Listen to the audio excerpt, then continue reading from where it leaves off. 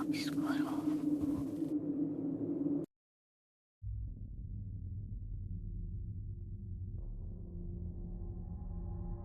Olá, pessoal do canal Território Obscuro. Primeiramente, quero esclarecer que ninguém é obrigado a acreditar nesta história, até porque ninguém acredita até passar na pele o que eu passei, e eu mesmo não acreditava nessas coisas. Me chamo Edu Felipe, e esse relato aconteceu comigo quando eu tinha 16 anos, mais ou menos há uns 3 anos atrás, quando eu morava em Toritama, em Pernambuco. Era uma noite de sábado e eu estava com os amigos e primos jogando conversa fora. E depois de tanto rir e conversar, nós nos despedimos e fomos para casa. Isso já era por volta de 9h30 da noite. Até porque morávamos no interior da cidade, então não tinha muita gente nem muitas casas. Mas mesmo assim, era divertido por lá. Bom, cheguei em casa, tomei um banho, jantei e fui deitar. Sempre pensando em coisas aleatórias. E agarrei no sono. E o sonho que tive era estranho e assustador, podendo-se dizer um pesadelo bem realista. Nesse pesadelo, eu me encontrava na mata com 5 amigos, os quais eram Pedro, Vitor, Paulinho, José e o meu primo, William. Estávamos com facão, rabo de galo, espingardas de seta e alguns bisaques. Bom, era o jeito que chamamos nossas coisas. Percebi que era uma caçada noturna de rolinhas.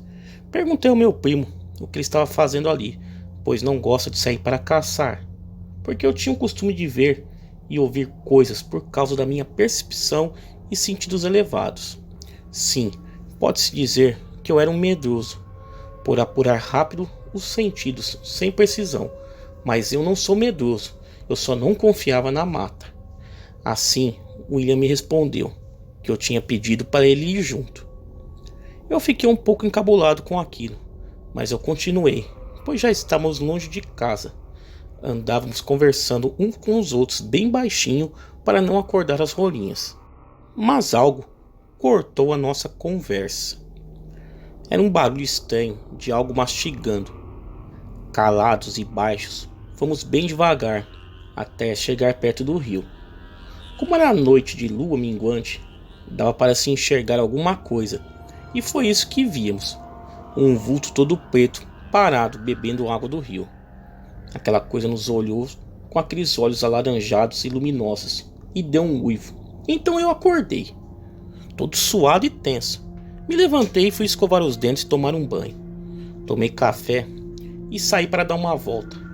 Eu era um rapaz com 1,65 m de altura, bem magro, e com isso eu tinha o costume de levantar cedo e fazer uma caminhada ou malhar, já que no domingo a academia de boxe lá da cidade era fechada.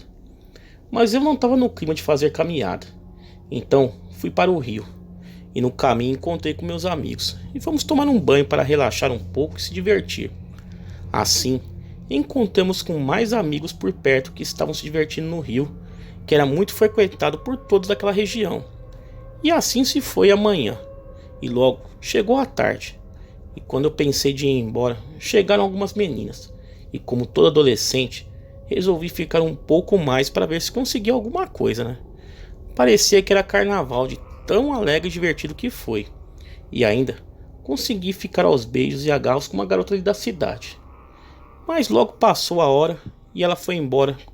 E bom, a vida que segue, né? Então no caminho de volta para casa, já era por volta de umas 18 horas. Um amigo nosso, o Vitor, chegou dizendo que tinha achado um pé de manga e que elas eram grandes e deliciosas. Nós logo questionamos, dizendo que era mentira. Após isso, ele tirou do seu bisaque uma manga enorme e disse: "Olha aqui, é mentira minha?" Com um tom de raiva, nós falamos: "Agora acreditamos." Então Paulinho, que era primo dele, perguntou onde era esse pé de manga e ele respondeu que era no terreno do Zé Bagunça. Então eu falei: "Vixe, é muito longe, sem contar que se ele pegar a gente, ele nos mata." Falou: "Tá com medo hoje? Os capatazes de Zé Bagunça não olham o pé de manga à noite não." E os outros logo confirmaram, até porque alguns pais deles já tinham pescado à noite na barragem lá. Aí Vitor perguntou: "E aí, vocês vão ou não?" Nós olhamos uns para os outros e concordamos, porque era uma baita de uma diversão e adrenalina, né? Assim, cada um pegou uma mochila de costa, faca e facão, e então peguei os facões do meu pai.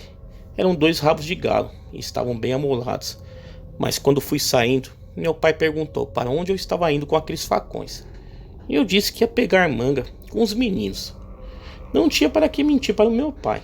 Então ele fez outra pergunta: "Posso saber onde é esse pé de manga que vocês vão a essa hora?" E eu respondi: "É lá em um Zé da Bagunça." Ele olhou para mim e disse: "Toma cuidado, porque o capataz andava armado, e se visse alguém pelas bandas, não ia pensar duas vezes para apertar o gatilho." Eu falei que ia tomar cuidado, pedi a bênção dele e da minha mãe, e lógico que ela não concordava com nada daquilo. Então eles responderam: "Deus abençoe meu filho, você e os amigos." Então eu me retirei dali com muita pressa. Marcamos de nos encontrarmos debaixo do pé de um buzeiro. Assim estávamos lá: eu, Paulinho, William, José e Vitor. Ele foi nos guiando pelo caminho que tinha percorrido. Não sei quantos quilômetros era, mas tinha na faixa de 2. Por aí. Depois de tanto andar, chegamos perto de um pequeno barreiro, e assim que chegamos nele, sentimos um fedor de cachorro molhado. E assim que eu senti aquele cheiro, um calafrio percorreu a minha espinha. Foi então que me lembrei do sonho e percebi que os que estavam comigo no sonho estavam ali também. Só faltava um, o Pedro, que não veio porque estava doente. Então eu fiquei me questionando, porque aquele sonho estava se emendando na realidade. O caminho e o lugar não eram os mesmos, e os meninos só faltava um. Mas com o receio de que algo de ruim estava para acontecer naquela noite, era muito grande. Mas não querendo assustar ninguém, ou até mesmo eles darem risada disso, e chamando eu de medroso, não falei nada. Mas a minha percepção e meus sentidos se ativaram. Então saímos dali.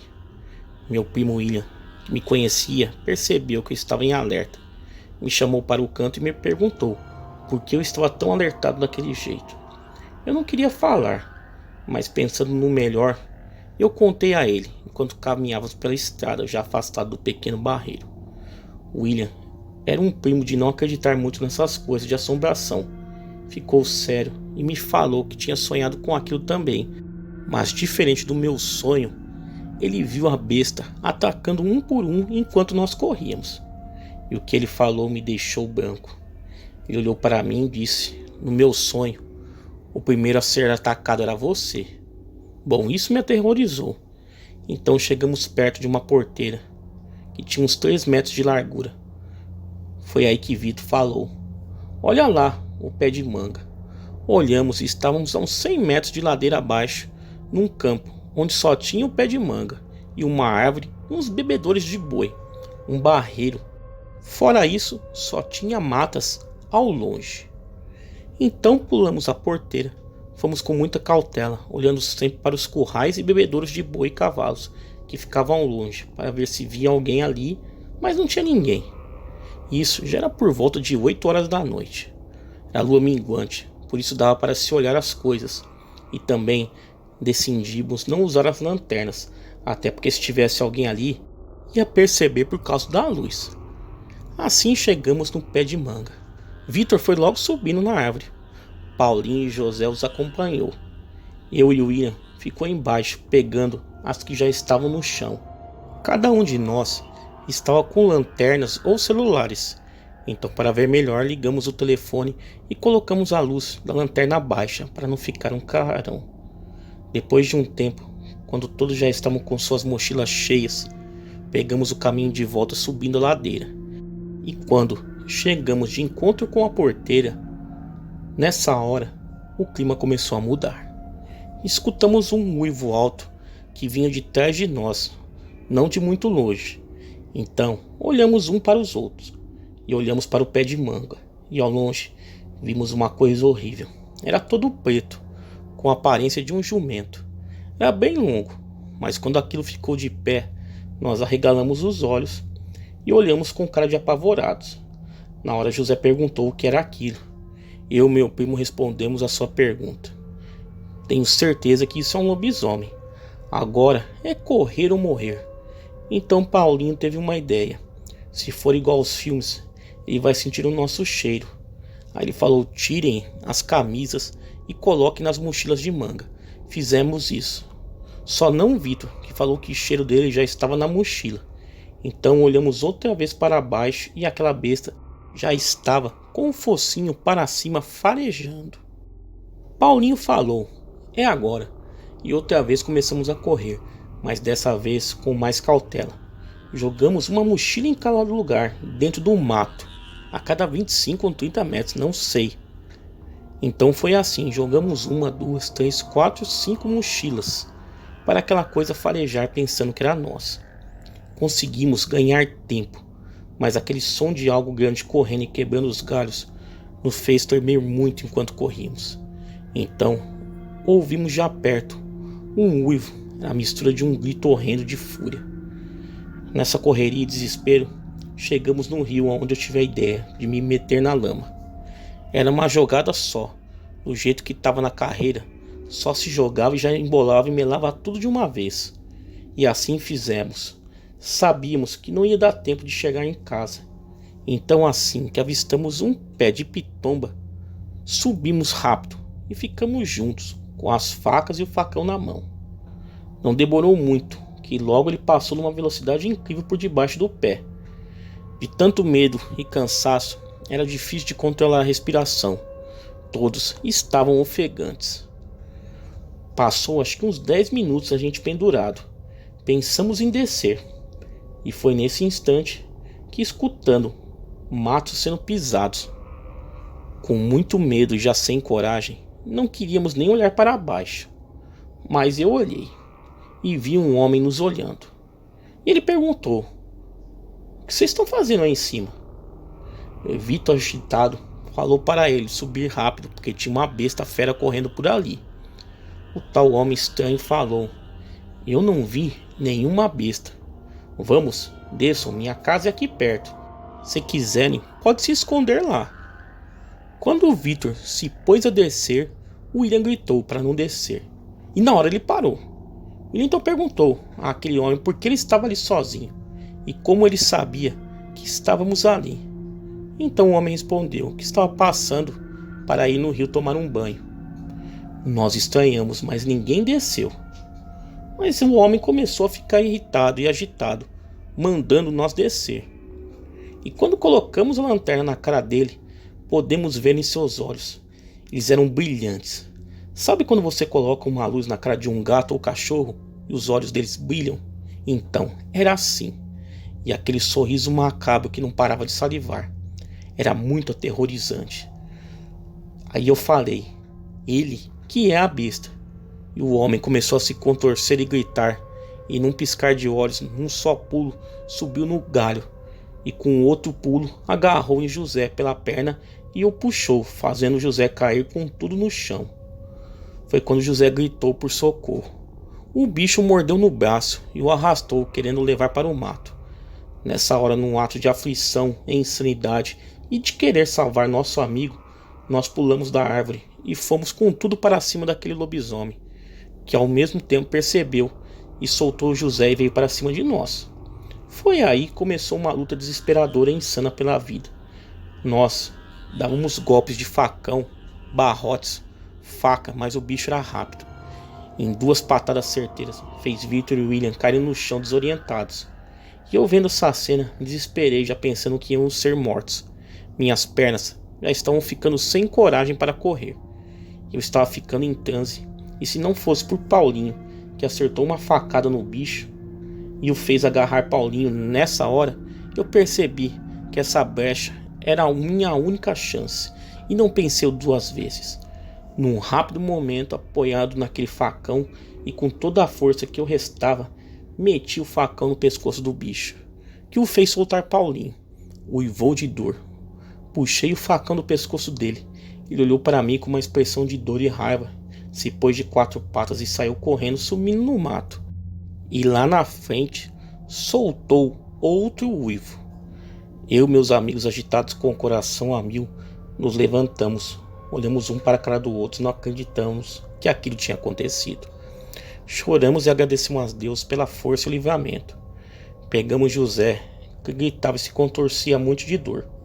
Passamos rápido uma camisa no braço dele para evitar sair mais sangue. O levantamos e o levamos, e assim fomos todos com dores e arranhões pelo corpo, sem dar uma palavra. Até que no caminho veio uns homens a cavalo, perguntando o que tinha acontecido. Vitor pensou rápido e falou que um guará nos atacou. Eles perguntaram se o que tinha acontecido com o nosso amigo foi obra do tal guará. Falamos que sim. Então eles perguntaram se nós tínhamos ouvido um uivo. Respondemos que sim. E foi o uivo que fez o guará correr. E que tínhamos aproveitado essa brecha para sair dali. Percebemos que eles não tinham engolido essa de guará, mas partiram na direção do uivo e falaram para nós irmos para casa depressa, que nosso amigo estava perdendo muito sangue. Na conversa, dei uma olhada e percebi que nunca tinha visto eles por ali. Perguntei aos meninos se ele conhecia um deles. Todos responderam que não. Então eu perguntei a Vitor do porquê ele não falou a verdade. Ele só respondeu que eles não iam acreditar e que iam achar que nós éramos loucos e que o que aconteceu com José poderia ser obra nossa. Mas todos acharam aqueles homens estranhos, usando umas roupas pretas e chapéu. Não fizeram tantas perguntas, pareciam que eles já tinham um objetivo. Seguimos o nosso caminho, logo chegamos em casa e contamos todo o ocorrido aos nossos pais. Claro que no exato momento eles não acreditaram e quiseram questionar, mas de tanto ver nossas feições de medo e sinceridade, acreditaram e falaram para nós não contar para ninguém. E assim fizemos. Arrumamos um carro e levamos José para o hospital, porque ainda ele estava em estado de choque pelo que aconteceu. Também por causa do ferimento, que estava saindo muito sangue, e por conta disso ele até desmaiou. Só acordou já no hospital. Já mais calmo, conversamos com ele. Convencemos ele a mentir. Não foi fácil, mas ele compreendeu que era o melhor a fazer. Falou ao médico que caiu de uma árvore e foi atacado por uns cachorros que estavam ali. Claro, foi meio difícil de acreditar, até porque ele ainda estava em estado de choque. Mas o médico mesmo falou que já tinha ouvido tudo que era coisa. E considerou. José levou uns pontos no braço e teve o tornozelo coberto por gesso. Passou alguns dias no hospital e foi liberado. Já se encontra muito bem. No outro dia, a rádio estava falando que um senhor de rua viu 3 homens de preto carregando um homem morto na garupa de um cavalo, próximo a um sítio vizinho, e sumiram.